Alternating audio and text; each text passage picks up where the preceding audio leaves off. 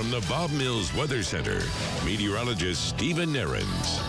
As we went through 2022 and wrapped it up way behind on rainfall. It's obviously what's fed the drought over the past several months, and we unfortunately haven't broken that trend so far this year. I mean, we've barely had a trace of rain in the Tulsa Metro and much of northeastern Oklahoma. Year to date, that's already close to an inch behind for where we should be. Of course, January is one of typically our driest months of the entire year, so it's not shocking that we're not getting a lot of big-time rainfall events or precip at all right now, but we sure could use some. Of course, the drought continues to be a big problem, and we'll actually get another update on this tomorrow. Every Thursday, we get an update on the drought monitor. Basically, I-44, Highway 75 to the west, the two worst drought stages still continue. And this next rain event that moves through tomorrow is not going to be any sort of drought buster. Now, we'll take any rain that we can get, and these are just kind of approximate amounts, so don't take, the exact numbers to heart, but just kind of shows you where we're expecting there could be one or two heavier, brief heavier storms tomorrow that could produce a half an inch of rain or so in some lucky spots. But in general,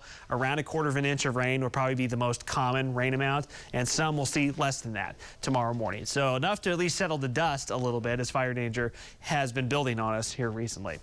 This storm system, already the kind of early signs of it showing up in the form of this high-level cloud cover spreading across central and southern Oklahoma, and that's going to continue to expand north and east with time. Showers still well off to our west. This is a pretty fast-moving system, so I mean it's into our side of the state tomorrow morning. Right now, that moisture's back out in New Mexico, so it's got a long ways to go, but it'll get here pretty quickly.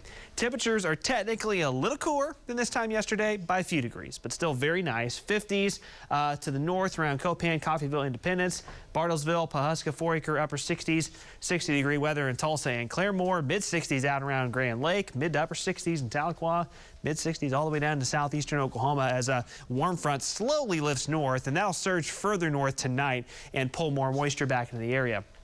Highs today, similar to yesterday, a little cooler to the north, a little warmer to the south, but we're all way above normal, which would be in the upper 40s. We haven't done a whole lot of that this month. Here's a look at how this pans out on future view. Again, the cloud cover spreads in. 9, 10, 11 o'clock tonight, we could already see a couple very light showers developing.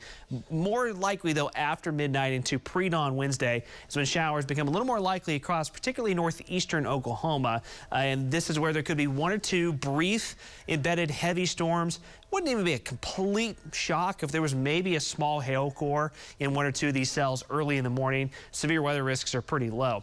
Those will quickly slide to the north and east. Notice probably not 100% coverage of rain area wide. In fact, I think there's going to be some spots south in the Tulsa Metro that may have pretty spotty rain coverage in the morning hours. But generally north of I-40, planning on what could be a little bit of a wet morning commute tomorrow. It could be a little wet getting the kids to the bus stop in the morning hours tomorrow. And we'll have those rain chances through the morning, but notice how quickly this clears. Here's lunchtime tomorrow. System's already hightailing it off to the east, and sunshine quickly returns, and high temperatures tomorrow will still be well above normal in the 60s. Now, warm weather fans, you're going to want to enjoy this because after tomorrow, we start to take a turn for the chillier. Still looks like the main severe weather threat with this system stays to our south and east as it moves into the Arklatex and Louisiana, Mississippi tomorrow afternoon, tomorrow evening. But there's a very low-end chance during the mid-morning hours tomorrow as the system swings through that we could see one or two brief strong storms in far eastern Oklahoma, so we'll keep an eye on that.